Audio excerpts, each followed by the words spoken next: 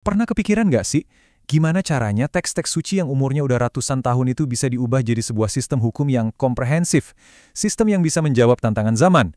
Nah, ini bukan cuma soal baca loh, tapi ini adalah sebuah ilmu yang butuh ketelitian yang, wah, luar biasa. Oke, jadi pertanyaan utamanya gini. Gimana sebuah dalil, sebuah bukti dari Al-Quran atau hadis bisa jadi sebuah hukum yang pasti? Ternyata prosesnya itu sistematis banget, mirip kayak seorang detektif yang harus verifikasi setiap bukti sebelum dibawa ke pengadilan.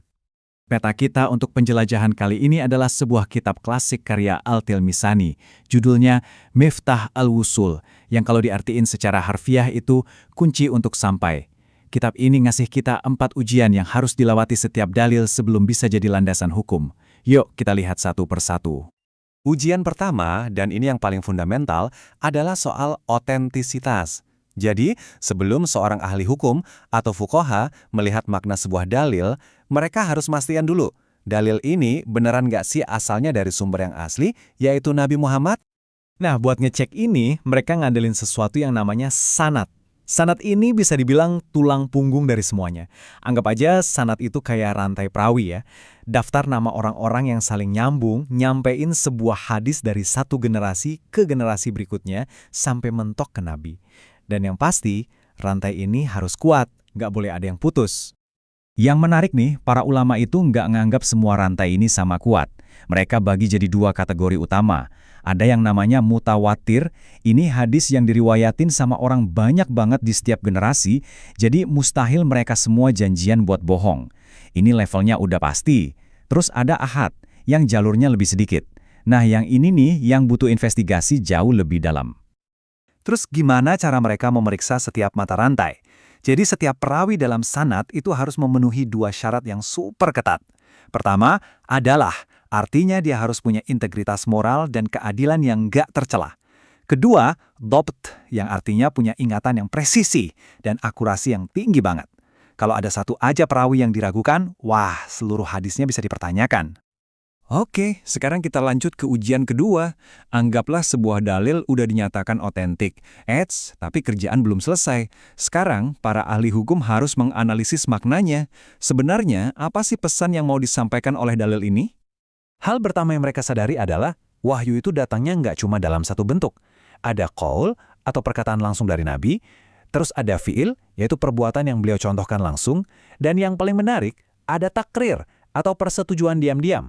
Maksudnya ketika Nabi ngelihat sahabat melakukan sesuatu dan beliau nggak melalang, itu artinya beliau setuju. Nah, masing-masing bentuk ini punya cara penafsiran yang beda-beda. Dan ini nih yang nunjukin betapa dalamnya analisis mereka.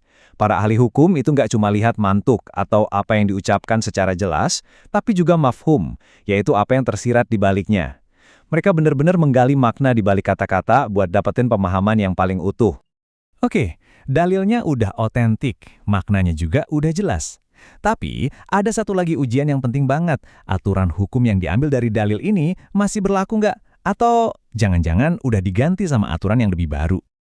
Nah, untuk menjawab pertanyaan itu, mereka pakai prinsip yang disebut naskh atau abrogasi. Anggap aja ini kayak mekanisme pembaruan gitu, di mana wahyu yang turun belakangan bisa mengubah atau bahkan batalin hukum dari wahyu yang turun lebih awal. Ini tujuannya biar hukum Islam itu sifat yang dinamis dan sesuai dengan perkembangan syariat. Contoh gampangnya gini deh, soal daging kurban. Dulu, awalnya ada larangan buat nyimpen daging kurban lebih dari 3 hari. Tapi, di kemudian hari, Nabi bersabda, "Dulu aku melarang kalian, sekarang makanlah, simpanlah, dan sedekahkanlah." Nah, aturan baru ini ngenask atau menggantikan aturan yang lama, dan inilah yang berlaku sampai sekarang. Sekarang kita sampai di tantangan terakhir. Gimana ceritanya kalau ada 2 dalil, dua-duanya otentik, maknanya jelas, nggak dibatalin juga, tapi kok kelihatannya saling bertentangan? Nah, lo terus harus gimana? Mereka nggak lantas berhenti dan nyerah ya. Justru sebaliknya, mereka ngembangin sebuah metodologi canggih yang namanya tarjih. Arti harfiahnya itu menimbang bukti atau memilih yang lebih kuat. Ini adalah sebuah proses yang logis banget untuk nentuin dalil mana yang bobotnya lebih tinggi. Jadi gimana cara mereka nimbang bukti? Ya, mereka bakal ngajuin serangkaian pertanyaan logis. Misalnya, perawi dari hadis yang satu ini lebih senior nggak? Atau dia lebih dekat nggak sama kejadiannya? Terus hadis yang ini jalurnya lebih banyak nggak dari yang satunya? Apa dalilnya ini bentuknya ucapan langsung? Soalnya kan itu seringkali lebih kuat daripada sekedar perbuatan. Nah, dengan nimbang-nimbang faktor kayak gini, mereka akhirnya bisa tuh nyelesain kontradiksi tadi dan nemuin kesimpulan hukum mana yang paling kuat. Jadi bisa kita lihat ya, setelah melewati 4 ujian yang super ketat ini, barulah sebuah dalil bisa dijadiin landasan hukum. Ini sama sekali bukan proses yang sembarangan, tapi sebuah sistem intelektual yang, jujur aja, luar biasa. Jadi, poin krusialnya ada 4 tahap ini.